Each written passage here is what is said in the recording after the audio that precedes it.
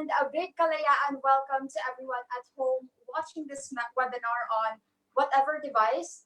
Right now, everyone is safe, healthy, that you're all doing well.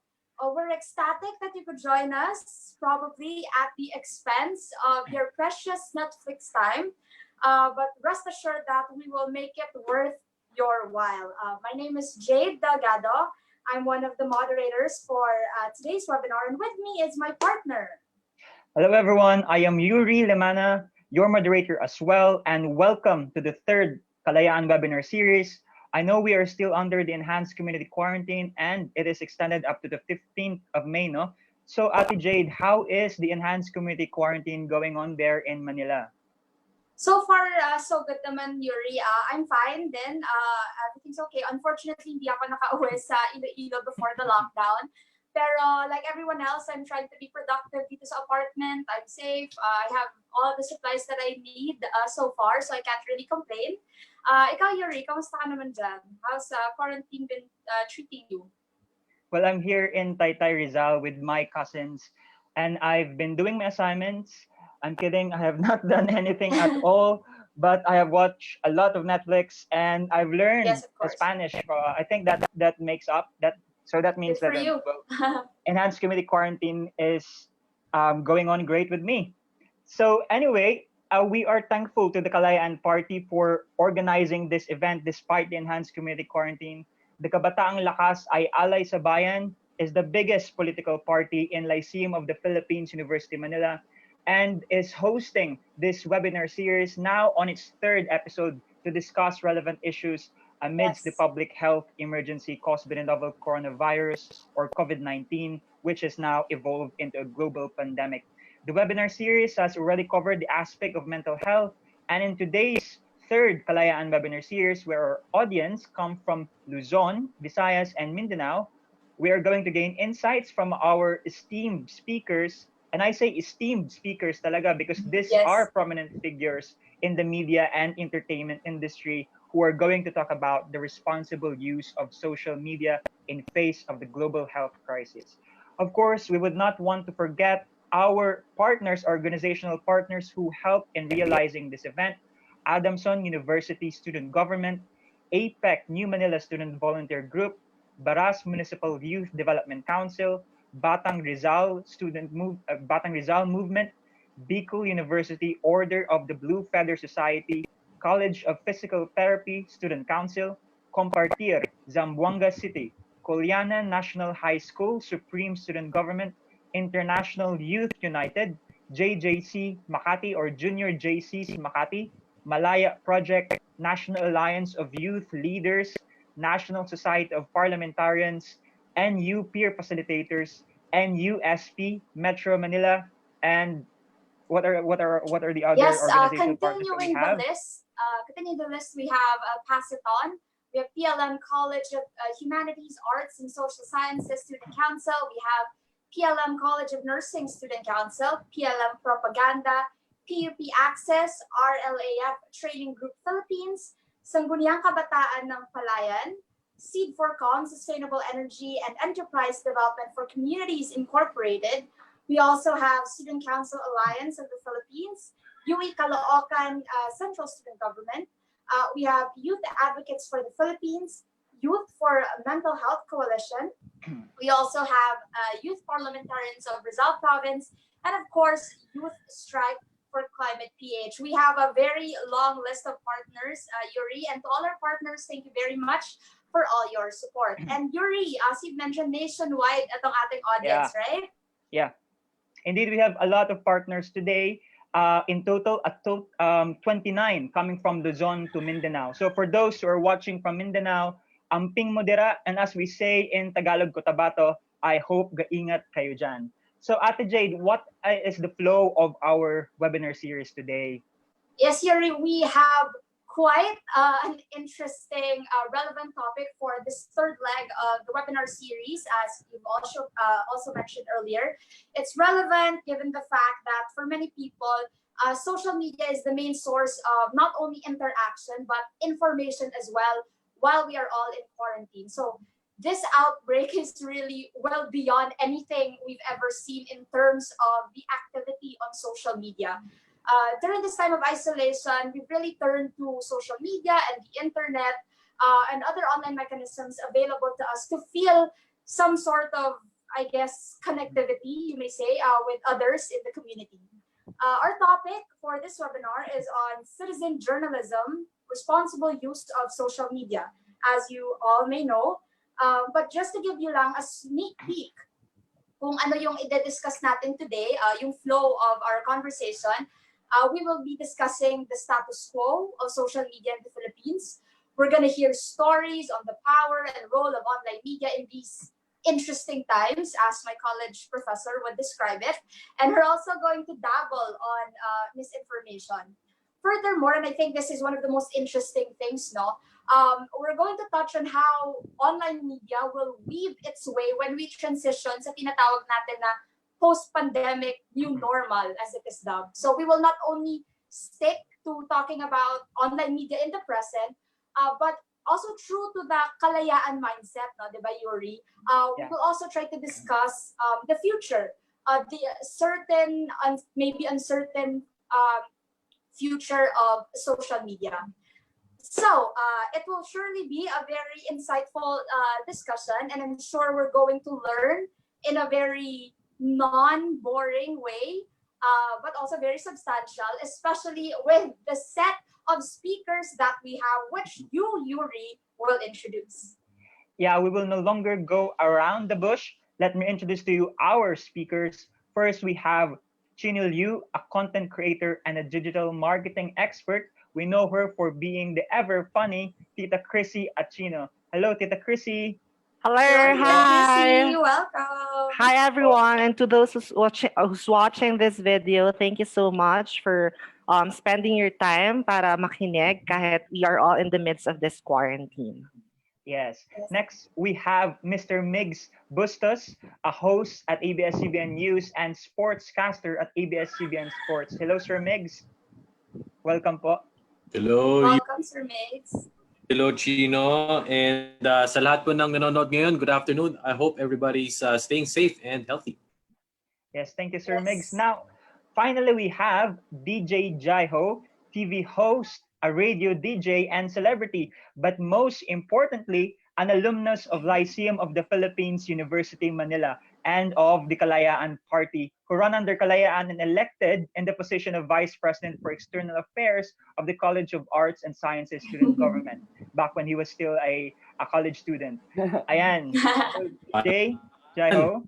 Hi, thank you, Jade. Thank you, Yuri. It's nice to be with you guys this afternoon and also with Migs and Tita Chrissy at Chino. I'm excited sa pag-uusapan natin because it's very, very important nowadays na meron tayong ganitong kamustahan and also to share awareness and mapagkwentuhan natin kung paano ba dapat talaga ginagamit ang social media lalo pa sa pandemic na kinakaharap nating crisis ngayon. Thank you.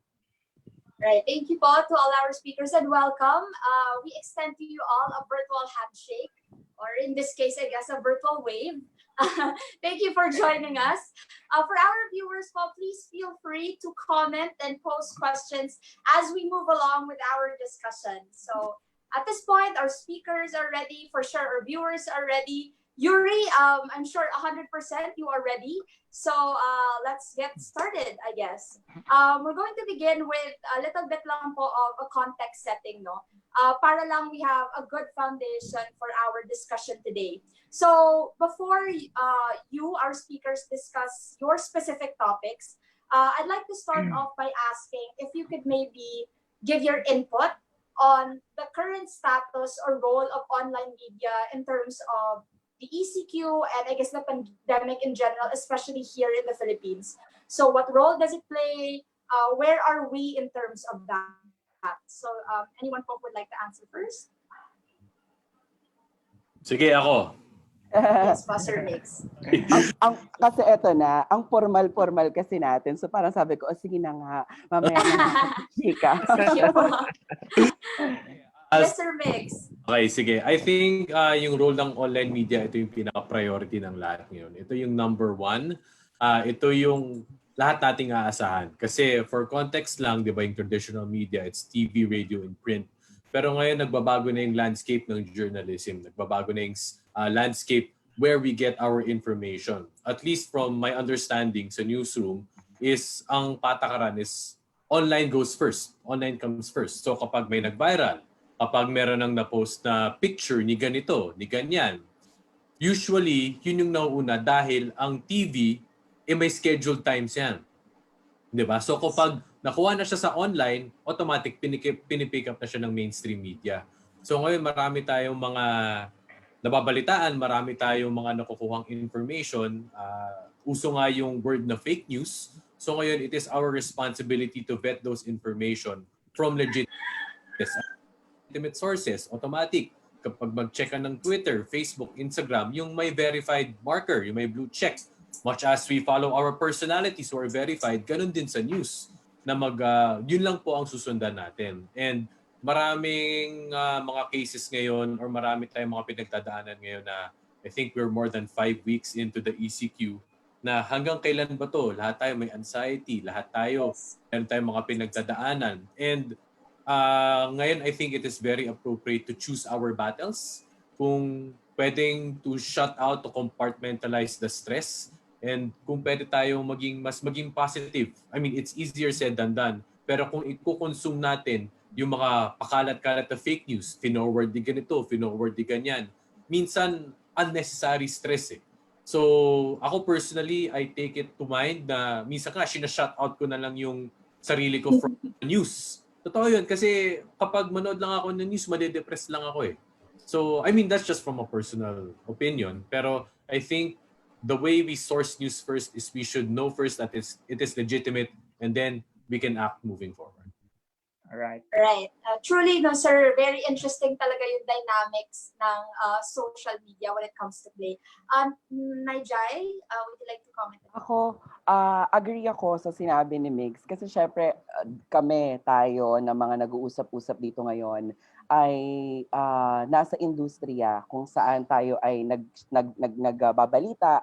Si Migs sa sports, nag-news din siya for ANC. Ako naman I do showbiz report, and also ngayon ang naibigay sa akin ay hindi naman importante ng bonggang-bongga sa panahon natin ngayon ang kung ano ang latest sa mundo ng showbiz, which is yung mga chismis, yung mga ganyan. Ang importante sa panahon natin ngayon ay kung ano talaga yung dapat na nalalaman nila. And everybody is now using their smartphones, their laptops, mula pagising. Aminin naman natin, di ba? Minsan nga, nakakalimutan na natin talaga yung magdasal muna. Ang una natin, i-check natin yung phone natin kung ano yung latest, ano ba yung sinasabi ng mga tao sa social media. So napaka-importante for me talaga na before kang maniwala, before kang mag-confirm dun sa kung ano man yung nabasa mo, dapat with legit sources din talaga na may pinanggalingan na facts at hindi lang ito yung, uy, sabi ni ganito, sabi ni ganyan. Natutunan ko yan, hindi lang sa eskwelahan, kundi nung mismong ginagawa ko na yung bagay na trabaho ko ngayon. Kasi diba, hindi ka pwedeng mag-share ng balita, hindi ka pwedeng magbigay ng information sa mga listeners mo, sa radyo, sa online viewers mo, kung ito ay parang ikaw lang yung may alam, ikaw lang yung nakarinig. It's also very, very important talaga na dapat kumpleto ka bago mo inilalatag ang isang balita. Kasi syempre, yan yung kakapitan ng mga nanonood eh. Yan yung pwedeng makapaglikha ng takot, yan din yung pwedeng makapaglikha sa kanila para makalma sila. So, kailangan tayo, hindi lang yung mga napapanood at napapakinggan natin ang dapat na responsable sa ganyang bagay, kundi you mismo bilang tao, dapat you're also responsible sa mga pagbabasa at pakikinig mo by checking facts only. Alright. Thank you very much. Totoo nga, kailangan talaga with great social media power comes great responsibility. Yes. How about you po, Tita Chrissy? Nakamute ka po, Tita Chrissy? Naka-mute po, Tita Chrissy. Okay, hello. Can you hear me now? Oh, yes. Yeah. Ayan, Yes, so Chrissy. yes, marami na ring sinabi si Migs and si Jhai. So let's jump into the statistics. Kasi I've researched syempre. Out of the 107 million na Filipinos, 71% of that or 76 million ay social media user. And tayo ang number one talaga in the whole world na social media user. So I think dito nanggagaling yung bakit ba importante sa atin ang social media, because it can make or break someone or something. So kung hindi tayo responsible sa paggamit natin, people can actually um how do you call that? Yung parang pwede nilang kasing gayahin eh. In the next generation, pwedeng ganun ang mangyari if we do not cross-check, if we do not really properly use social media. And I think for me pagka gumagamit ako ng social media, dalawa lang naman yung kailangan mo. It's either common sense and sense of humor. Kasi magulo malawak talaga ang social media eh. Kasi pag pinagsama-sama mo lahat ng mga um, platforms, TV, radio, print, dito kompleto recados eh. So I think as young as we are, we have to know how to properly use social media. All right. We had insightful answers from our speakers. Thank you po. Now we will move on to the myth of our third webinar series. Yes, the nitty-gritties. Let's give the floor again to Chino Liu, Tita Chrissy, to discuss the role of social media to promote COVID-19 tips and community-based initiative. Tita Chrissy? Yes. So earlier I've mentioned na nga yung statistics natin. We are the number one social media user in the whole world with 76 million active users. And in lahat tayo kasi affected with this pandemic. So as we all know, across the globe, number one talaga ang social media sa unang nakaalam. We were warned as early as December 2019 na merong ganitong pandemic na tatama sa atin. So through these platforms, we have come up with different initiatives, with different drives to help each other. So naging important ang role ng social media sa times natin ngayon because nakikita natin na hindi tayo makakilos eh. We're all stuck in our homes. We're all stuck na may social distancing na procedures na ino-observe. So with the power of social media, nagkaroon tayo ngayon ng donation drives, 'di ba? So ang dami kong mga na-join na donation drives. Meron din ako mga natulungan from different sectors, NGOs and LGUs. So but the question is, ito bang pandemic na ito ay in terms of social media ay magiging good or bad, 'di ba? Kasi the best way to share the news today is through online. So number one kasi na nakikita ko na dilemma with this is yung ating fake news, 'di ba? I think everyone can agree na with fake news, maraming na bubudol eh. Maraming na loloko. Lalo na kung makikita lang nila yung headline, makikita lang nila yung pictures na medyo misleading. So, for everyone who's watching this, I guess there are different ways naman to cross-check kung ito ba ay legit source. Marami tayong mga verified news sources such as ABS-CBN, GMA, Rappler. And if you think na medyo sketchy siya, I guess andun na lahat naman ng sagot online eh. So, makikita natin kung ito ba ay legit or hindi. I guess we have to do it on ourselves. I commend the efforts of Rappler because makikita natin doon na they do fact check. Magsisend ka lang ng link, 'di ba? So, pagka nag-send ka ng link, they're gonna do it for you para maiwasan din. May initiatives din ng different social media platforms like such as Facebook na and Twitter na yung may mga banners and mga recently lang na ginawa to prevent the trolls from spreading these. And in terms of the coronavirus for the past few weeks, a number of people are being affected kasi. And normally sa social media, it helps us educate about what the symptoms are. Perhaps we can save lives. Kasi sa ngayon, paano ko ba nalalaman? When I wake up in the morning, the first thing I do, sabi nga ni Sir Migs, is to check our cell phones. And I've joined kasi medyo nakakapraning di ba? Ang lakas ng anxiety natin ngayon, ang lakas ng depression natin ngayon because we're not certain of what's gonna happen in the next few months, in the next few weeks. So I've joined a lot of groups na legit ang information sources. Like, I don't know if you guys are there also sa Telegram and sa Viber. So, lahat tayo kasi nakatutok doon and dito tayo nagre-rely.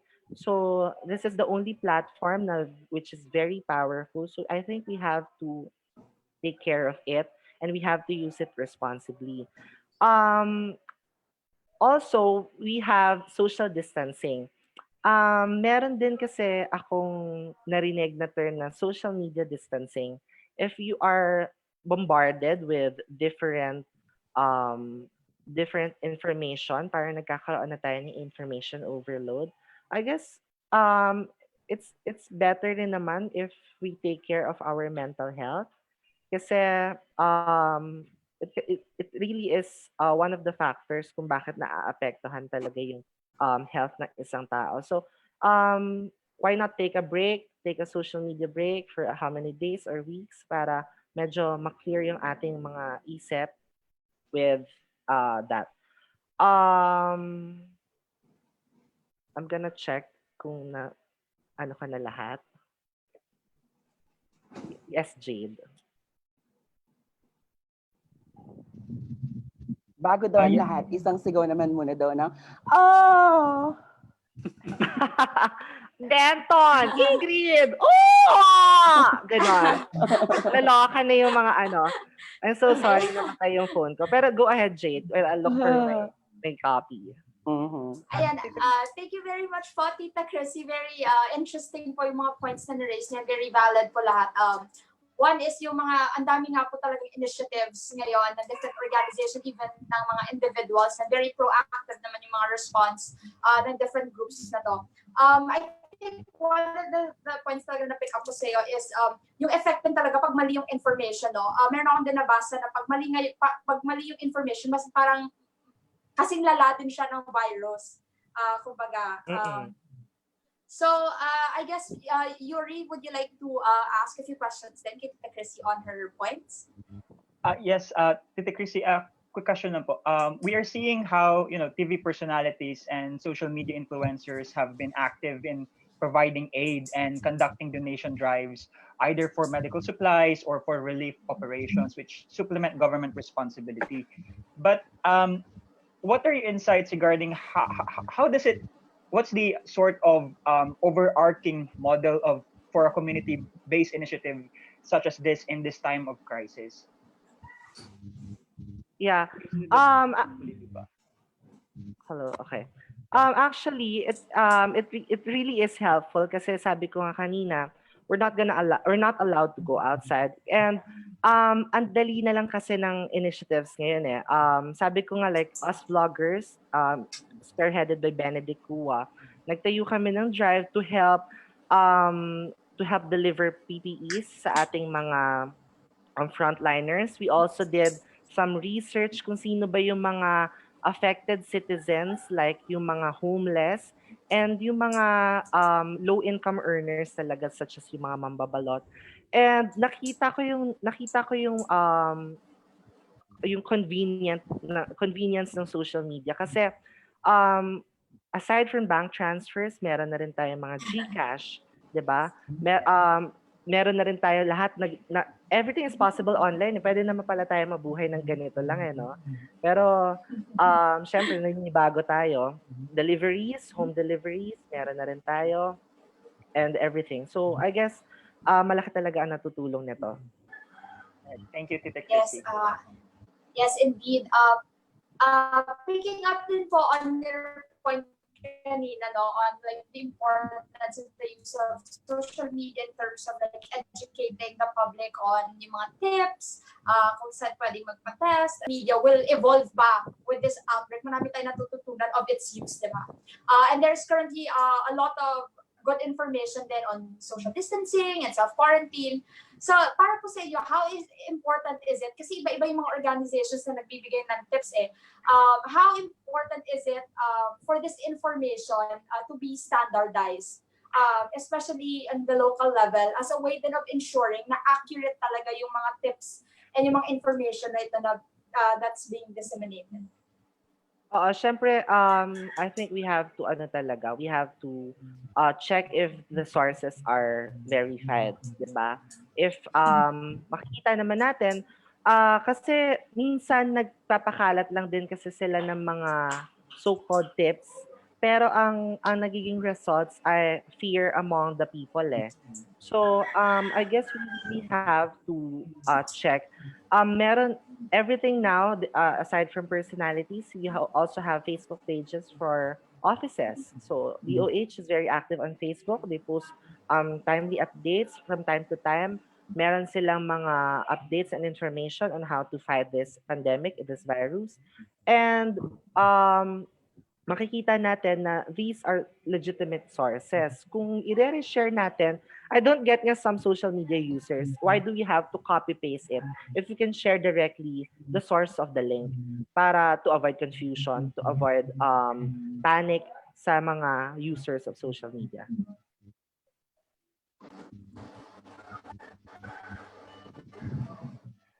All right. Thank Yes. you, Tita Chrissy, for that one. We had insightful discussion regarding the role of social media in COVID-19 tips and community-based. Now let's have Mr. Migs Bustos to discuss the role of journalism to combat misinformation and disinformation. Mr. Migs. Ang thoughts ko lang dyan, well, syempre, I'll be a little bit biased that media has a big part in this. I can also say that my colleagues in media, lahat po yan all over the world, or at least in the Philippines, lahat po tayo frontliners. Lahat tayo lumalabas para hanapin yung storya. Kudos to my fellow reporters, kung saan man yan, kung saan network, saang dyaryo, saang online outlet. Dahil unang-una, para natin makuha yung right and factual information, kailangan merong nagsusulat nung impormasyon na yon. At sino ba yung best na makapagsulat o makapagbalita ng impormasyon na yon? Di yung tao na hinanap yung storyang yon. Example, meron tayong, like let's say kanina, huwag na tayong lumayo. Kanina nag-viral yung may mga nag-viral na videos doon sa isang foreigner na naka-enkwentro niya yung isang police through a verbal argument. 'Di ba? Kung hindi legitimate, kung walang nakapag-video nun at walang nakapagsulat nun, paano mo masasabi na factual yung balitang yun? So that's just one of the many examples of stories that we have to gather. So at the same time, kailangan mo pa rin yung traditional way of journalism, which is actually going out there and doing the story, writing the story itself, bago tayo makapag-evolve to the new kind of media. So in relation to this, mga doktor, nagte-telemedicine, diba? Mga mental health experts, nagkakaroon ng mga webinars. Itong talk natin, webinar ito. So this is all part of the evolution from something that is derived from a very solid foundation. And I think, the role of journalism in media is very important now. Dahil ang dami kong colleagues na nakausap ko sila during the first days of ECQ and tinatanong ko lang na kamusta sila during this ECQ? Kamusta? Don't they fear for their health? Sabi niya, it's a common answer for all of us. Ako kung pwede akong pumasok every day, I would still do it. It's because kung walang gagawa nun, di puro fake news na lang ang makikita natin. 'Di ba? Kung walang producer, kung walang writer, kung walang reporter, kung walang cameraman, kung walang driver na pupunta doon magbubuwis buhay para makapagbigay ng balita, sino ang gagawa nun? And ngayon, wala namang masama in going digital, in going to the new media, whether if it's Facebook Live, YouTube, or podcasts, as long as we get the foundations, the right foundations from what we're used to. And I think the real role of media now is very important, is because doon na lang natin siya kunin, doon na lang natin siya kunin sa tamang mga source. Yung mga media men naman din, kinukuha lang yung source from DOH, from all the government agencies. Kung merong mga nababalitaan ng mga chika, nababalitaan ng mga unverified sources, i-verify mo sa tamang source. And then eventually, it's just a cycle that we all have to trust. And mag-off the record na rin ako. Recently, bago lang nung ECQ, media outlet, ABS-CBN, pinapasara. Diba? What if ipasara mo, if that happened, or if that will happen, what will happen now to the media industry? Diba? Paano kung ipasara mo lahat? Paano kung ipasara mo GMA, ang ABC News, PAX, ang CBN? Diba? Ano nang mangyayari sa kung hindi nga siya, it's not as deep na nga as press freedom. It's about actually just, bringing the news to the people. If no one will do that, who will? And these are the people that studied communication, mass comm, and has years of experience. And I think, mas doon na lang ako pupunta, yung may experience sa magbalita, kaysa sa kung sino-sino magbabalita sa nakikita natin online. Yes, Sir Migs. Ika nga ng ating one of our viewers, no, si Renren Pimentel, sabi niya po, yes, kailangan dapat may credible source para malaman mo yung legit yung news. And we also see that, what can you then recommend to people using social media on finding whether the news is credible or not? Because we see people sharing, news from blogs, from not credible sources po. As I mentioned earlier, lahat na lang ng natin na, kasi ngayon sa online, sa new media, meron tayong power to consume what we want. Diba? Kung pupunta ako sa Netflix, mapipili ko yung shows na gusto kong panoorin. Punta ako sa YouTube, mapapanood ko yung vloggers na gusto kong panoorin. Compared to TV, wala kang choice. Kung 4 o'clock, kung anong show ng 4 o'clock, yan ang papanoorin mo. So, kung ano yung show na 6:30, yun ang papanoorin mo. Yun lang yung pwede mo mapanood. But now, we have the freedom, we have the power to actually watch what we want. And we also have the power to verify. We also have the power to, consume the things we like, consume or read the news that we like. So, ako, basic news sources, verified news sources. Doesn't matter if it's ABS, GMA, TV5, Associated Press, etc., etc. Basta as long as it's verified and you know that that is credible. And I think doon na lang po tayo mag-stick. Kasi kung pa-share, shinare ni mami mo, shinare ni kuya, shinare ni tita, kung hindi ka naman sigurado, ba't mo pababasahin kung makakapagbigay lang ng stress, kung makakapagbigay lang ng doubt, wag na lang, doon na lang tayo sa legit. Ate Jade, do you want to add on to that po? Yes. I think it's very interesting yung mga points na na-raise ni Sir Migs. And I think it got me thinking that, of course, journalists, gumagamit sila ng facts and information while they're delivering these news, no?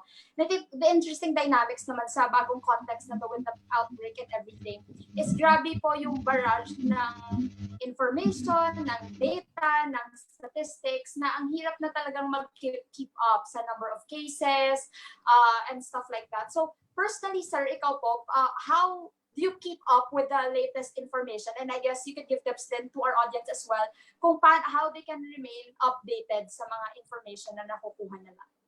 Siguro on the side of the reporter or on the side of the writer, kung overwhelming nga, ang dami-daming mga stories from COVID cases, positive, recovered, frontliners efforts, checkpoints, tawag mo dito, mga guidelines, etc. Ano lang yan it's just all about compartmentalizing the information. As a newsmaker, you find your angle. Diba? Saan ka ba muna mag-focus? This just goes in general. Diba? Like, in this kind of news also, mag-focus ka lang kung ano specific topic and then you can deep dive So kung mag-focus ka sa... Kasi, I mean, mga reporters, kanya-kanya namang mga beat yan eh.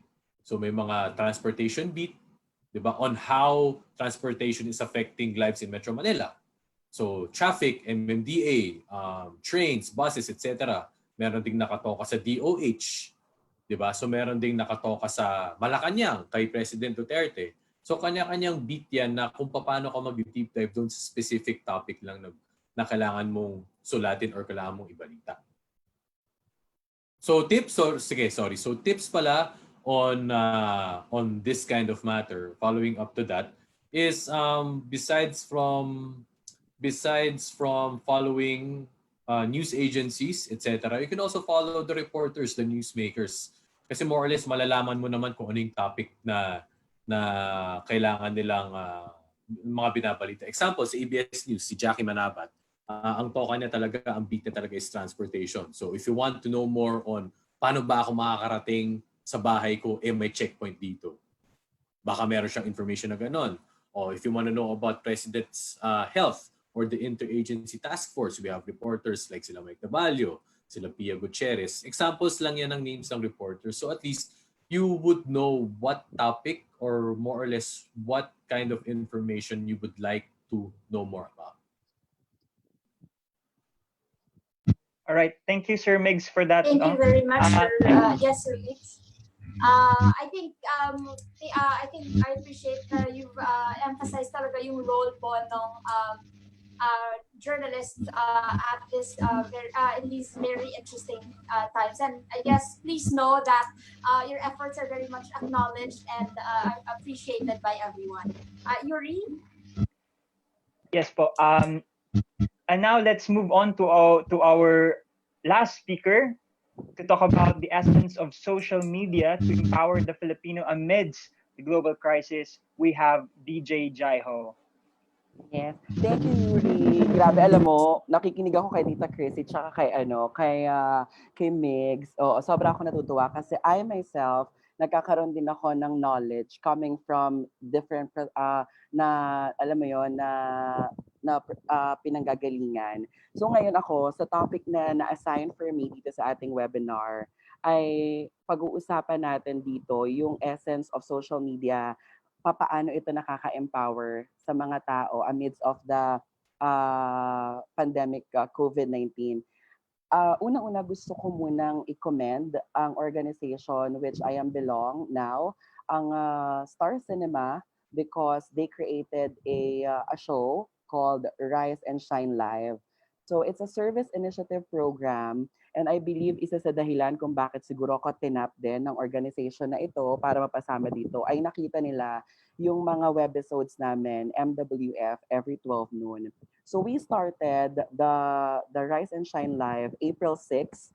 At ang una namin pinag-usapan, meron kaming mga topics every time na magla-live kami. We started sa topic na quarantine confessions, tapos sinundan namin sa susunod na topic namin na hashtag people we stand, tapos sinundan din namin sa topic na hashtag inspiring quotes, tapos meron din kaming hashtag rise for good news, tapos sinundan din namin ng hashtag barkada hits, tapos sumunod ang hashtag new relationship status. And kanina, tanghali, meron kaming hashtag kids bonding. Kung mapapansin nyo, lahat ng mga hashtag na binanggit ko ay para maka-uplift ng mga tao na nanonood sa social media. Nung in-offer sa akin yung show na yon, tinanggap ko siya agad-agad kasi sa panahon bago pa man ang COVID-19 o ang pandemic crisis na kinakaharap natin, marami na talaga, sabi nga ni Migs, ang nasa-stress to the point na umaabot pa sa nagkakaroon ng, 'di ba, pagdating sa mental effect sa mga tao because of kung ano yung nababasa nila sa social media at kung ano din yung mga napapanood at napapakinggan nila. Sobrang stressful. Lalo ngayon nagkakaroon ng anxiety, nagkakaroon ng depression, lalo na yung mga kabataan because hindi naman sanay ang mga kabataan tayo na nasa loob lang tayo ng bahay. But because staying at home is important for us to flatten the curve, we agreed na yung mga pag-uusapan doon sa topic ng Rise and Shine Live ay para kapag nanonood ka, time out muna tayo doon sa mga nababasa at napapakinggan mong negatibo. And nakakatuwang ibalita dahil after the first, second, third episodes namin hanggang sa episode kanina namin, yung feedback na nakukuha namin from the viewers, from the netizens, ay masasabi namin talaga na nare-refresh sila, nata-time out sila sa pagbabasa at sa pakikinig. Kasi kahit ako, ako mismo personal, pag nakakarinig ako na hindi nababawasan yung cases ng merong COVID-19, yung may nadadagdagan, may hindi sumusunod, may mga nahuli, pagkakuha ng ayuda, something like that, ganyan. Nasistress ako at napapagod ako. Kasi syempre, ayaw naman natin ng laging negative lang at yung mga tsakang balita yung nakikita natin. It's important for our mind and for our souls also na makarinig ng puro good news at puro positivity. So I believe isa sa mga naging magandang ibinigay ng kagaya nung sa Rise and Shine Live ay ang ma-empower lalo na wag kang matakot at manalig ka lang, tuloy lang ang laban dahil kung ito man yung tinatawag nila na new normal, 'di ba? Pero hindi pa rin naman ito yung makakapag-stop para sa ating lahat, para sa kung ano man yung nakasanayan natin. Maaring ito ay tapik lamang sa ating lahat na okay, you need to stop, you need to slow down because sabi nga sa kanta, there is always a rainbow after the rain. 'Di ba? So parang after nitong mga nangyayaring ito, 'di ba? Ang dami kong naririnig na feedback na yung mga pamilya parang good thing daw ito para sa kanila, ipinagpapasalamat daw nila, blessing daw ito sa kanila dahil yung anak nila na dating hindi nakakauwi sa bahay nila because busy sa pag-abot ng pangarap, busy sa pagpasok sa opisina everyday. Now is the time na nagkaroon sila ng bonding, yung mga simple nuances ng tatay at ng nanay dun sa anak doon sa magulang. Parang because of the COVID-19 pandemic, ngayon lang nila nakikita at ngayon lang nila ulit na nabibuild yung foundation nila as a family. So, importante para sa akin na i-balance natin, 'di ba? While watching news, sharing informations online, it's important for us to have balance din sa life natin na makarinig pa rin tayo at makakita pa rin tayo ng mga positive at ng mga nakaka-good news na balita. 100% correct po talaga, DJ Jhai Ho. Actually, po, may nag-comment nga po si Trisha Bersano, through social media can be used to ease mental anxieties. So need talaga ng responsible use of social media to prevent community panic. Ayan, yung mga nakikita natin ng mga good vibes sa social media po, no? Ate Jade? Yes, gusto lang namin i-acknowledge yung mga nagko-comment. Yes, yung mga nagko-comment sa na audience natin. Thank you very much. Actually, on the point of Tita Chrissy, meron kanina nagsabi na I agree daw na we need to use common sense and sense of humor when it comes to looking at social media platforms. But another thing is also sensitivity daw. We also need to look at the impact of our reactions, the info we disseminate, the validity of this info, and not only to ourselves but to others who see it as well. That's from Trisha Bersano. And also we have here from Carl Reman Maranan. I think this is for Sir Migs. He says, thank you, Sir Migs, for mentioning the mental health professionals or advocate. #WeHeal as one. And so continue pa to comment and post your questions down below as we proceed with our discussion. DJ Jhai Ho, question lang po. I think I'm gonna be the devil's advocate here. We see social media as a platform po for spreading good vibes and honoring our frontliners. But it has also been used to raise issues which for some are uncomfortable, such as shaming their local government units for incompetence and the like. Kanina po, you've mentioned different hashtags, no? One hashtag that became viral in the early days of the enhanced community quarantine was Finding Mayor, #Finding Mayor. Ayan, no? And na-question na po, do you think social media as well empowers Filipinos to compel government to be responsible? Of course, yes. Marami akong mga kausap at marami akong nakakapalitan din ng opinion pagdating sa bagay na yan. Na minsan, bilang gusto mo na maging mabuting mamamayan at ayaw mong makisawsaw sa kung ano man yung nangyayari sa lipunan natin, 'di ba, hindi pwedeng ikaw lang sa sarili mo yung papakinggan at papaniwalaan mo. Pagdating sa social media, gaya ng sabi kanina ni Migs, 'di ba, you need to know how to choose your battles pagdating sa social media.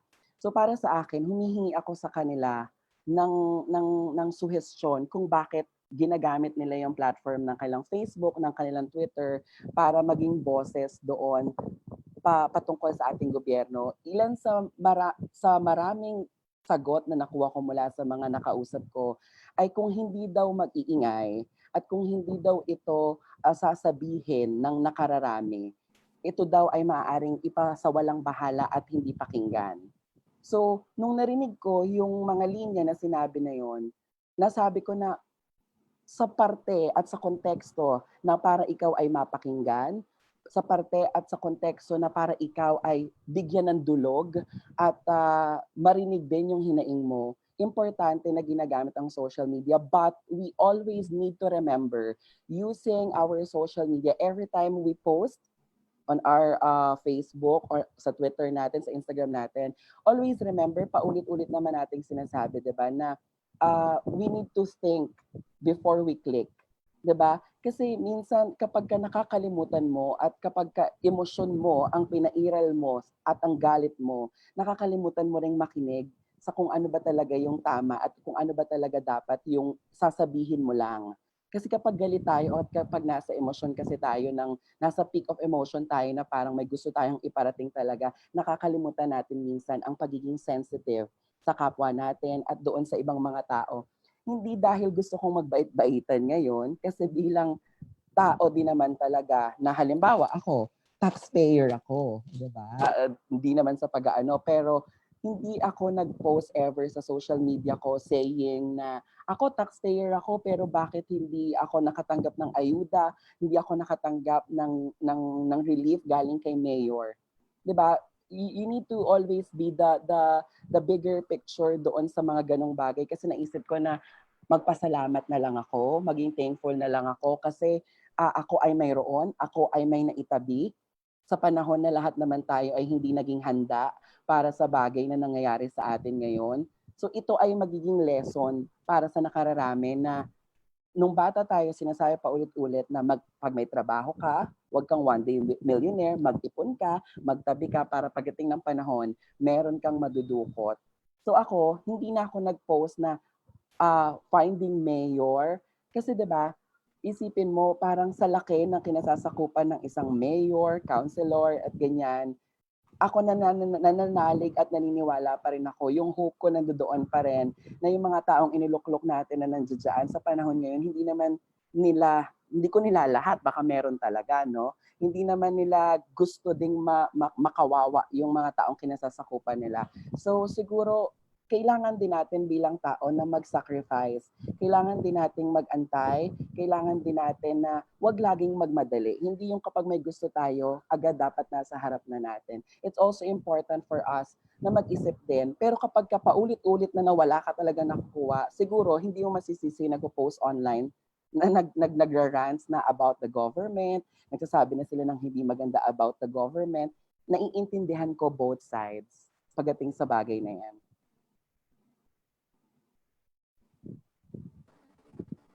Yes, thank you po, Jade. Totoo nga, very interesting din yung issue na yan when it comes to asking for accountability sa government, no? Kasi pag magpo-post ka ng something positive, aawayan ka. Pag post ka ng something negative, aawayan ka din. So like, wala talagang gray area actually, if you come to think about it. Sorry, Jade, kasi alimbawa, hindi lang sa government. Kapag ikaw, like si Chino, social media influencer siya, YouTuber siya, si Migs, sa news siya, hindi ko sure kasi kung sa news, kung ganun din ba yung natatanggap na mga, when it comes to feedbacks, comments, kung ganun din ba kagrabe pagdating sa news. Siguro ngayon, ganun, kasi sabi nga ni Migs kanina, di ba, yung mga papasara ng mga ganyang eksena. Ngayon kasi parang, mako-consider mo na kung dati lahat tayo were all excited because of the growing technology, 'di ba? Na lahat tayo may internet, mabilis na lang yung contact, mabilis na lang tayo makapagkamustahan sa mga kaibigan, sa mga mahal natin sa buhay. Pero ngayon kasi dapat magkaroon tayo lahat ng learnings. and magkaroon din ng limits when it comes to social media, especially yung kung hindi ka naman verified accounts at isa lang naman yung follower mo or wala kang fina-follow, gumawa ka lang talaga para makapagsalita ka ng hindi maganda sa kapwa mo. Naduduwagan kasi ako pagdating sa mga ganong bagay eh. Kasi 'di ba, if meron ka talagang punto na gusto mong ipunto, hindi mo kailangan magtago sa mukha ni SpongeBob at hindi mo kailangan magtago sa mukha ng kung sino-sino Yes. para magsalita ka ng hindi maganda sa kapwa mo. In a world full of negativity and hatred, 'di ba? Why not instead of huminga ka ng malalim, ipagdasal mo, ipag-pray mo siya ng bonggang-bongga, 'di ba? Bakit parang mas nagiging madali para sa iyo na makapaglabas ng mga hinaing at ng rants mo? Kasi libre. 'Di ba? Laging ganoon sinasabi kasi libre ang internet. Yes. Oo, dito lang ako makakapagtago, ganyan. Siguro sana soon, ako gusto ko gano'n na yung pagiging empowered and pagiging entitled natin sa mga bagay-bagay, hindi lang basihan sa dami ng likes at sa dami ng followers mo, kundi kung ano talaga yung cause, kung ano talaga yung ipinaglalaban mo, 'di ba? Parang mas maganda yung pakinggan kasi naiintindihan ko yung mga nagrarants pag tinatanong ko sila, hindi ako nakikipag-away. Tinatanong ko kung saan sila nanggagaling, ano ang pinaghuhugutan nila. Laging natatapos kami sa magandang conversation at hindi kami nag-aaway kagaya nung iba na nagkaka-unfriend na on Facebook kasi kailangan bukas ka din na makinig. Hindi lagi na kapag may sinabing hindi maganda sa'yo, magagalit ka. Halimbawa, sa akin, pag may nagsabi ng hindi maganda sa akin, tinitake ko siya sometimes constructively na ay baka mamaya yung sinabing ito ay hindi naman pambabash. Lalo na kapag may sinabi na why not Jhai Ho, itry mo naman sa susunod na bawasan yung makeup mo. Huwag ka masyadong makapal mag-makeup kasi hindi magandang tingnan. Alam mo minsan, kesa masaktan ka, kesa na ma-hurt ka at sabihin mong binabash ka ng trolls, why not, try mo din naman. Para at least sa susunod pag nakita ka nila na, ayan, mas okay ka. Diba, yung mga comments na mga negative na ganyan, kapag ka constructive siyang sinasabi sa akin, lalo na kapag may suggestion, pinapakinggan ko ng bonggang-bongga yan at hindi ako nagagalit, hindi ako napipikon. Yes. I guess we're interested in as well. Sir Migs, kayo po, what's your 2 cents po on that? To follow Also, up, Tita Chris din po. to follow up on what DJ Jhai Ho said, marami kasing factors sa social media, like siguro sa amin sa news. Kung magkakaroon ka naman ng likely sa Twitter yan and sa Facebook eh.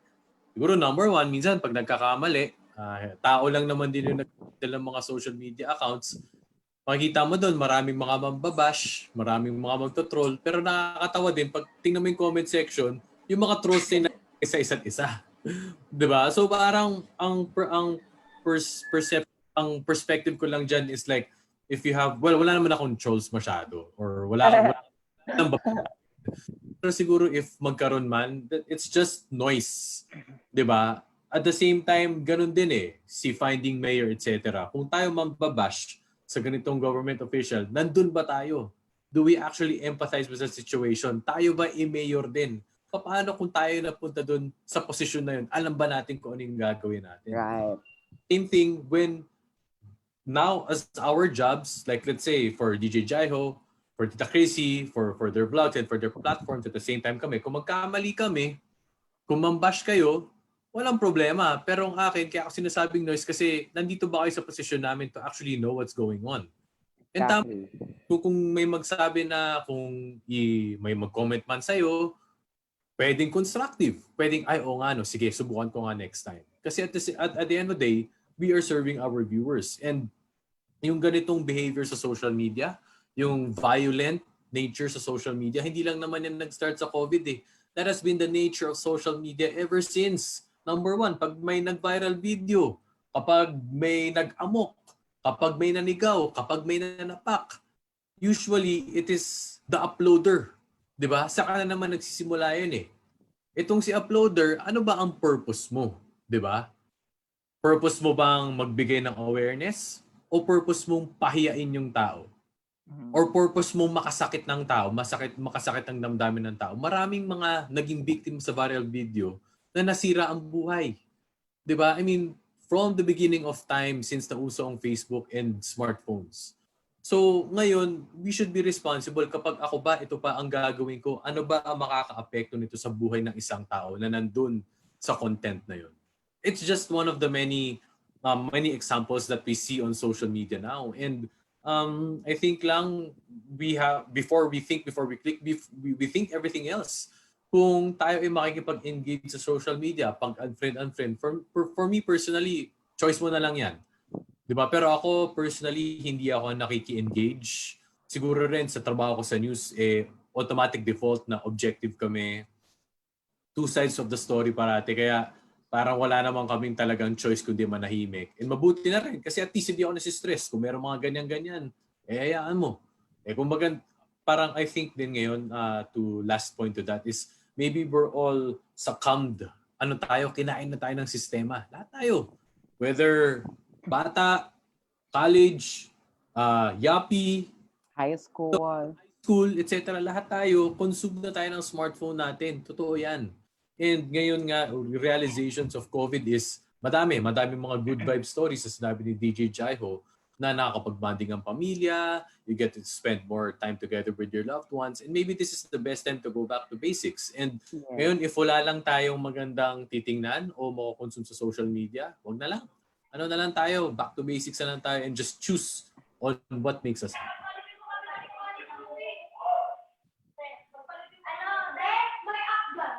Ayan. Yun nga po, I think yung mahirap din sa online, sir, picking up from your point. Kasi nga, pag nagko-comment, wala din context. Mahirap din malaman ko ano yung context ng sinasabi ng nagko-comment. And also, I guess, dun sa mga nagpo-post, they think that because marami nagla-like, marami nag-share, nababalidate yung mga opinions sa nila. So I think that's the interesting dynamic then of the social media. We have a few questions, so we're proceeding na po with the Q&A if you don't mind. We have here one po for Tita Chrissy. The question is, how important is it to choose your content sa vlog wisely? And what is your opinion po sa ginagawang biro and pagiging positive?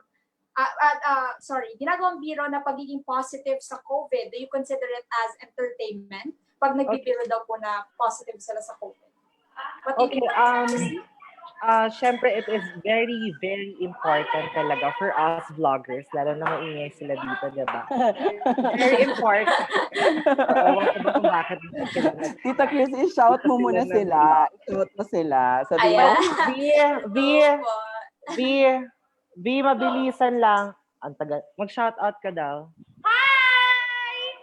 Diba? Ang ingay niya. Hello po. Oo, kasi naririnig ko na, kaya sabi kong shoutout ka.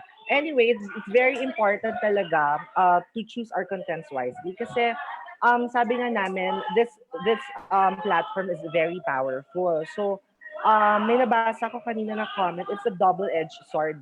If we use it properly and responsibly, makakatulong siya in disseminating information, sa pagkuha natin ng iba't ibang bagay like news, entertainment, and all. Pero kapag hindi rin natin siya inalagaan at hindi rin natin siya ginamit, and the term is abuse it, tendencies are pwede natin siyang ikasira, pwede siyang ikasira ng ibang tao, and the society as a whole. So, pinag-iisipan natin. I myself, before I upload it, I make sure talaga na, parang ang gulo-gulo dito, no? I make sure, but am I clear? Yung boses, okay. I make sure talaga na ma-review ko siya. Kasi as a com art student, parang pag hindi quality yung contents na ilalabas ko, if I think it's offensive, if I think it's below the belt, hindi ko siya i-upload. Or I ask for some opinions pa ng editors ko, ng mga sisters ko, kung bagay ba siya for the online platform. So, mahaba ang proseso. I filter it out before I upload it and publish it. Kasi million ang makakanood. For the next question, I know that. Kilala ko siya personally. And wala akong bias kasi kung kaibigan ko man siya at alam kong mali ang ginawa niya, i-call out ko naman siya pero privately. Kasi sa kahit ano naman, manggaya ka ng may kapansanan, pagtawanan mo ang mga taong mahihirap, or as low as ganun or maging positive ka sa mga sensitive topics like AIDS, lalo na ngayon COVID, I think it's very off. So maganda lang siguro na call out siya kasi sometimes naman kapag may nangyaring masama sa atin or may doon tayo na call out, doon tayo natututo eh. So ano lang, kahit naman sino sigurong tao, vlogger or not, alam kung mali or tama, appropriate or inappropriate yung contents. So let's think wisely na lang. Thank you for that tips po, Tita Crisino, regarding that one. We have another question. I think this is for Mr. Migs. This is coming from Darline Katian from the College of International Relations. How can we help this generation po to find their way out of a dark cave into the light of knowing how to tell truth from fake news? That's a tough question kasi Wow, I'll compartmentalize this question into two. Itong how to find a way out of the dark cave. Yun palang challenge na eh. Kasi di ba hindi natin alam kung kailan ito matatapos. Hindi natin alam kung ano ba mangyari, ano ba yung magiging new normal. Pero siguro the best way is just to play it day by day. Di ba? Let's just, number one is magdasal tayo sa Panginoon, magdasal tayo sa kung sino man ang ating pinapaniwalaan, and count our blessings, di ba? Kung tayo ay nanonood ng webinar ngayon, kung tayo nasa bahay, automatic, I think at the minimum we are blessed because we are safe. Di ba? Sometimes it's all just a matter of perspective eh. Dami nating napabalitaan about COVID patients, nag-recover, nag-positive, and unfortunately namatay. May mga iba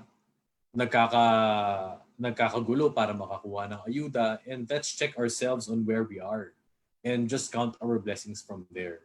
Mahirap man maging positive at this time of situation, pero we have to eh. Sometimes wala namang ibang tutulong sa atin kundi ang sarili natin. And knowing the light, how to tell truth from fake news, I think that has been discussed repeatedly from our speakers and during the start of this webinar on how to tell the right news from not. And siguro maganda lang din is minsan siguro sa time, parang yung time span, yung attention natin, attention natin sa isang content, whether it's an article, it's a vlog, or it's a news report, merong may attention span eh. 'Di ba? So try din natin na busisiin pa. Kung minsan napapabulag tayo sa headline, clickbait, ika nga. Minsan, yan na kasi ang galawan sa online eh. 'Di ba, Tita Chrissy, pati sa mga captions. 'Di ba, kapag gumagawa tayo ng posts, o kapag it's the thing with online news reports. Nasa captioning din yan. So if we think that the caption is somehow questionable, why not check it for yourselves? Ano ba talagang ibig sabihin ito? Wala akong sinasabi, wala akong minimension na any names or anything. Pero sometimes that really happens. That's the name of the game.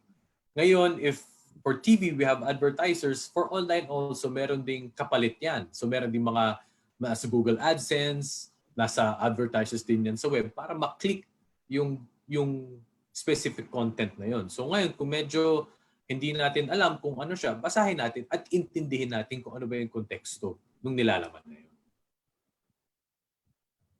Yes, I agree, Sir Mix. Kasi usually talaga sa online, yung algorithms talaga yung nag-work. Kung ano yung latest, yun yung usually nakikita ng tao. And unfortunately, minsan headlines nila talaga yung binabasa nila, hindi na nila binabasa yung content. Picking up from that point, we actually have a very interesting question here for you po, Sir Mix. It's a long one, but I think it's a good question. It's from Ronald Faduga. He asks, if we can observe there are differences sa headlines between broadcasting channels. Take for example, but not limited to the two networks, both are prominent when it comes to newscasting. However, they differ in providing the same accurate content and the use of words which often lead to confusion and turmoil, comparing the two and somehow having biased reports. So how now do we determine which one is more accurate and the closest to what really happened on the scene? To be honest, when you say news is biased, when news has may pinapanigan, I refuse to believe that eh. Not because I'm in this position. Pero iniisip ko rin eh, ano bang magagawa nun sa akin kung meron akong bias? Kapag ako, example, reporter X, magsusulat ako ng balita, hindi naman kapag sulat ko, hindi naman automatic publish eh. Dumadaan pa yan sa mga ilang editors. 2 to 3 editors even. Para i-vet nila kung tama yung ginawa mo. Or even producers. Para ma-vet nila yung tamang ginawa mo. Bago yan ma-publish on air. So, for me, we should take out the bias first. Diba? Kasi kapag sinabi, ay, hindi, bias ang balitang yan. Eh, di nagkaroon ka na ng negative energy sa sarili mo. Eh, bias naman to eh.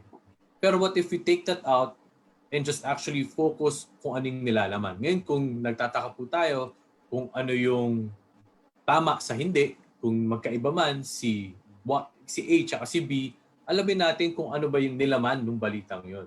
It may be misleading sa headlines kasi magkakaibang reporter naman yan eh. Magkakaibang na mga ang kumukuha ng balita niyan eh. So pwedeng si reporter A, ito yung angulo. Si reporter B, ito yung angulo.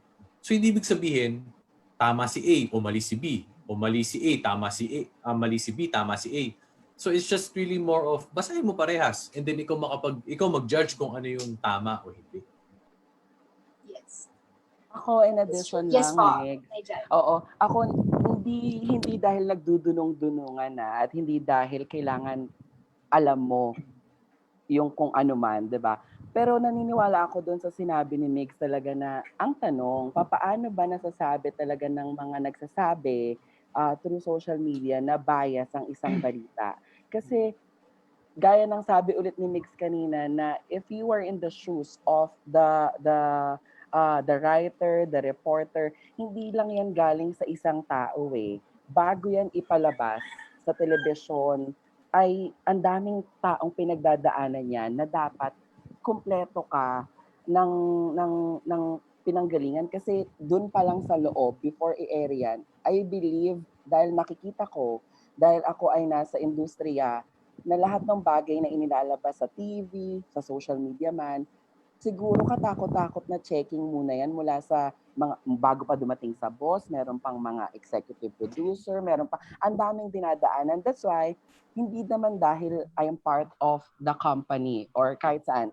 I am talking as isang normal na individual na kaya ko siya nasasabi kasi ngayon nakikita ko yung tamang proseso na ginagawa. Hindi dahil narinig ko lang at nabasa ko lang na bias si ganito. Tapos i-comment mo na, bias nga yan kasi ganito, kasi ganyan. Pero if you're going to check the myth of the story, wala ka namang nakikitang bias. Kasi gaya ng sabi ko kayo na it's you as a person, that is your 100% responsibility na matuto tayong humimay din.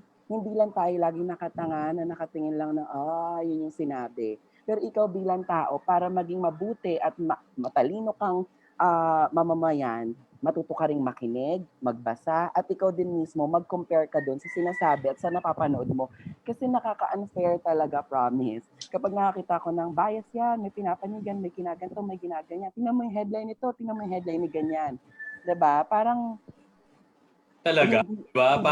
Alam mo, pinagdaanan yan. Paano bias si ganito, bias si ganyan. Kaya nga, it's just noise sa totoo lang. Correct. And 'di ba, it's better for you na kesa na ganun yung gawin mo sana.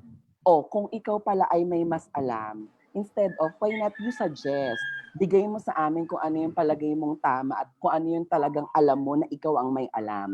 'Di ba? Pero kung iikutin man natin at babalikan man natin, lahat ng mga nagsasabi ng mga negative, lahat ng mga nagkokomento ng mga hindi maganda, lahat ng mga hashtag mema lang. Sa dulo-dulo naman, ang nasasabi lang talaga ng mga taong nandoon, at the end of the day, nakinig, binasa, at tumutok ka pa din naman. Yes. Diba? Be the better person. Kung ayaw ko lang gano'n. Tsaka DJ Jhai, hello. Yes. Yes. Yes, Tita Chrissy. This is Darla. Yes, hello. Nakamute ka po, Tita Chrissy. Yeah, oo. At saka in addition to that, what benefit would the company get from that, 'di ba? Kung they're gonna create misleading headlines or they're gonna create fake news, 'di ba? It's the company's credibility which is at stake. So sana naiisip din yun ng mga social media users na they wouldn't do that. ABS wouldn't do that na 50 years na sila in the industry tapos sisirain lang nila pangalan nila dahil sa isang fake news. Sorry to cut you. Hindi lang sa ABS ha. Yep. This goes for everybody. Sa lahat dahil ito. ABS ka eh. Oo, totoo. Oo. Hindi sa lahat, 'di ba? Ako talaga sabi ko nga parang pagdating sa gantong mga punto hindi ko naiintindihan ano ang pinanggagalingan, saan nanggagaling, 'di ba?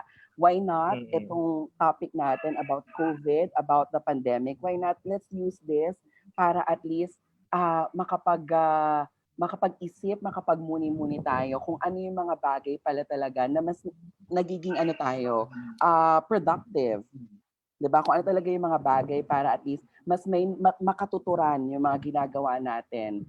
Sasabihin ng iba, syempre kayo kumikita kayo kasi kayo ganyan, marami kayong sources na pinangkukuhanan ganyan.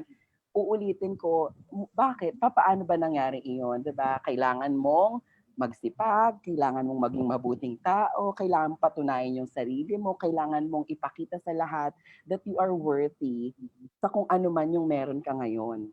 'Di ba? Yeah. Tama. Wow, taray. Alright. Papastor naman pala siya. Yeah, tsaka DJ Jhai ha, kung kunyari hindi natin malabanan kasi kung may milyon tayong maayos na social media users, meron din milyon na trolls nagpapalaganap ng fake news and all. Siguro what's best is umpisahan natin on ourselves kasi I've learned a feature on Twitter na pwede mo palang i-block yung certain words. Pwede mo palang i-block lahat Yes. ng kakagawa lang ng account less than a year, yung mga walang how do you call that? Hindi confirmed ang email, walang DP. So with that, ano mo na siya, ma-filter out mo na lahat ng mga possibilities na may fake news on your timeline. Ayan. Thank you very much po. I think it's interesting that you gave us a little background kung paano nga ba to filter out yung information na to on the level pa lang ng mga companies or mga organizations na nagre-release. Kasi I think not a lot of people know na ganun pala yung leveling nung pag-filter out na nakalaatan nila parang isang level lang then go. That's why prone to mistakes and fake news and such as that. And that only happened kasi nga you're experts in your respective fields. So at this point, I guess we're ready to conclude. Yuri? Yeah. So first of all, thank you to our speakers talaga. Thank you for that insight. We had an insightful discussion today, and our viewers for participating. We hope that you have learned, to our audience, we hope that you have learned a lot from our fruitful discussion with our guest speakers, particularly on how social media has been used for community-based initiatives, wherein people from every level talaga can participate in helping one another, and on how to discern whether the information that we read and share can be trusted, and on how social media has empowered Filipinos, showing their creativity and resiliency in face of the public health emergency. Ayan, Ate Jade. Yes, very parang news center tayo na may pagpasa. But ako, personally, marami akong notes dito from our three speakers. And I guess no doubt talaga na yung internet as well as social media has played a vital role in helping us to continue our daily living during this quarantine period. So from our speakers, we've learned not only has it served as an integral element in terms of communication as per Sir Migs, of important COVID-19 updates, but it has also, I guess, helped us to not feel completely alone in all this chaos, as emphasized by Tita Chrissy and Jhai. So it's connecting us with friends and loved ones and has kept us, I guess, entertained. But we've also emphasized today that yung sinabi ko, and I'm borrowing this from Spider-Man, with great online power comes great responsibility. And I guess the common message natin mga speakers is we all have to work, I guess, a little harder, be more mindful right now to make sure that we hold ourselves extra accountable when hitting the share, the comment, the like button. So at this point, I guess we would like to ask our speakers for their final message. Maybe we can start with DJ Jhai Ho. Ako, simple lang. Una, maraming salamat of course to Kalayaan Party sa pag-invite sa akin dito na maging isa sa mga speakers.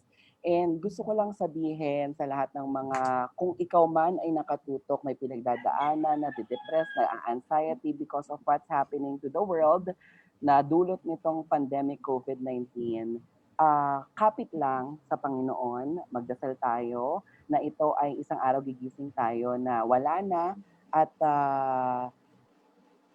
gawin mo ang time na ito para kilalanin kung sino ka lalo, gumawa ka ng way kung papaano ka magiging productive kahit ikaw ay nasa bahay lang. Make time with your family. It's the best time, perfect time ito para kayo ay magkaroon ulit ng magandang connection sa isa't isa.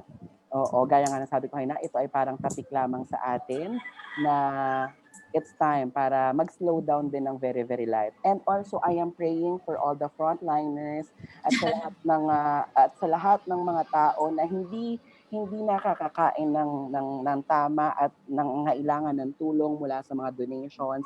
I am praying na sana po ay malagpasan po natin ito ng sabay-sabay. Ipinagdadasal ko na sana po ay maging okay ng bonggang-bongga na.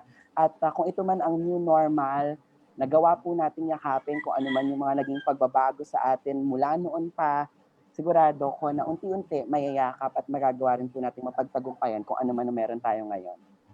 Alright, thank you, DJ Jhai Ho. And also, DJ Jhai, I think may mga ipa-plug ka din po ba? Or... Okay na. I think it's not the best Okay na po, okay. It's not the best time to plug. How about Mr. Migs? Okay, how about Sir Migs? Magpa-plug ako mamaya. Sinabi ng mga speakers natin, and I think we've reiterated it enough that, on how to choose your content, and how to rely on verified sources, and how we should take care of our mental health, emotionally, physically. Yun din, bukod sa pagiging healthy, ang strong mind, strong body rin. Kung makapag-exercise po tayo, makapagpapawis tayo sa bahay natin. Kung ano man mga home workouts, marami dyan. And tingin ko, if this goes on, at least for this year, magbo-boost talaga ang online market. Kasi ngayon, from my perspective, sa amin sa sports, nag-grow na yung mga platforms. So, kanya-kanya kaming mga areas, kanya-kanya kaming mga platform. Ito na yung plug ko. Kung kayo po ay nasa YouTube, gumawa po ako ng vlog ko. It's called Off the Record with Migs Bustos. And what I noticed in the sports world, or at least on sports content that we see, is maraming mga unverified.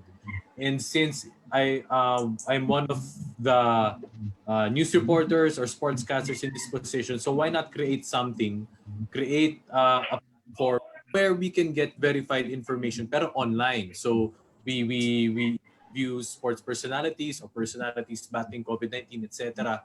And I think that is also one way for us to know na, kasi magdadamihan na eh. Sure yan, mag-grow na yung personalities na o kung sino man ang nasa online world nagagawa ng kanyang mga platform. So it is still in our responsibility to check, to fact check, and to follow and to consume the content that we need to. And sana po sa lahat, follow po tayo sa social distancing measures, stay safe and healthy, mag-vitamins lang tayo at magpalakas po tayo ng immune system natin. At manalig sa Diyos. Diba? Alright. How about Tita Chrissy? Yes. Okay. So, ayan, nasabi na nila lahat. Pero I'll still add more, syempre lumabas na tayo kasi for the past 1 hour, pinag-uusapan natin is social media, di ba? So, outside social media, there are lots of things that we can do pa. Though medyo boring kasi we're at home. Pero siguro sabi nga ni DJ Jhai, it is a perfect time to, kasi before we wish, ako talaga personally, sabi ko parang gusto ko magpahinga muna. Parang sana may vacation ako, pero hindi ko ini-expect more than 3 months pala ang ibibigay na vacation sa akin. So, nanghihingi tayo ng oras dati, ngayon ito na yung oras na hinihingi natin from the Lord. Also, please stay safe, please stay at home kung kaya po natin na manatili lamang sa bahay bilang ambag na natin, hinahanapan tayo ng ambag, yun na po yung ambag natin. On our own little way, we can help, and if we can donate sa ating mga drives. Wala po akong drive na talagang ipopromote, pero marami po dyan across social media platforms na nanghihingi pa rin ng tulong para sa ating mga frontliners, para sa ating mga low-income earners na mga kababayan. And magpalakas lang po tayo ng resistensya, okay? Also, kung sa mental health, kung nababagot na po kayo, and syempre, bombarded nga tayo with issues and anxiety tayo because of what's happening around us, you can watch me on my social media, on my YouTube channel. It's Tita Chrissy at Chino, para medyo maging light man lang yung mood natin. I'm also on TikTok, so please huwag niyong anuhin, ha. Huwag niyong i-bash yung mga nasa TikTok kasi gusto lang naman namin mag-enjoy. Okay? Yeah. Ayun lang naman. Positive, spread positivity and love, love, love.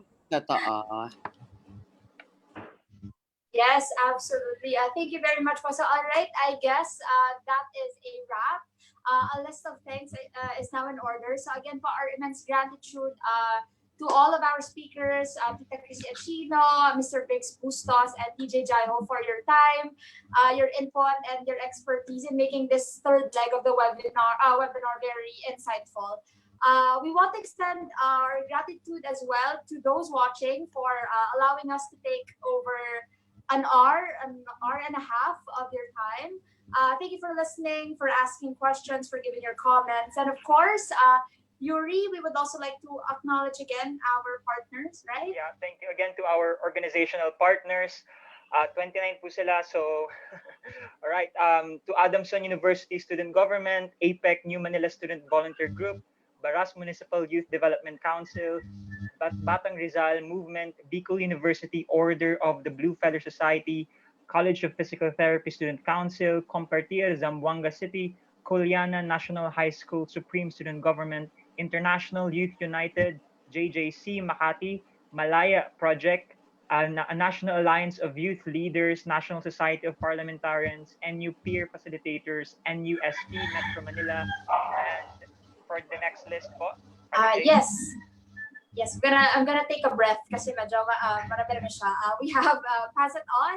We have PLM College of Humanities, Arts and Social Sciences Student Council. We have PLM College of Nursing Student Council, PLM Propaganda, PUP Access, RLAF Training Group Philippines, Sangguniang Kabataan ng Palayan, Seed for Calm, Sustainable Energy and Enterprise Development for Communities Incorporated, Student Council Alliance of the Philippines, or SCAP, UE Caloocan Central Student Council, Youth Advocates for the Philippines, Youth for Mental Health Coalition, Youth Parliamentarians of Rizal Province, and finally, Youth Strike for Climate PH. Thank you as well to LPU Kalayaan Party for hosting this informative webinar series. Actually, this is just one of their initiatives in face of the pandemic that we are facing.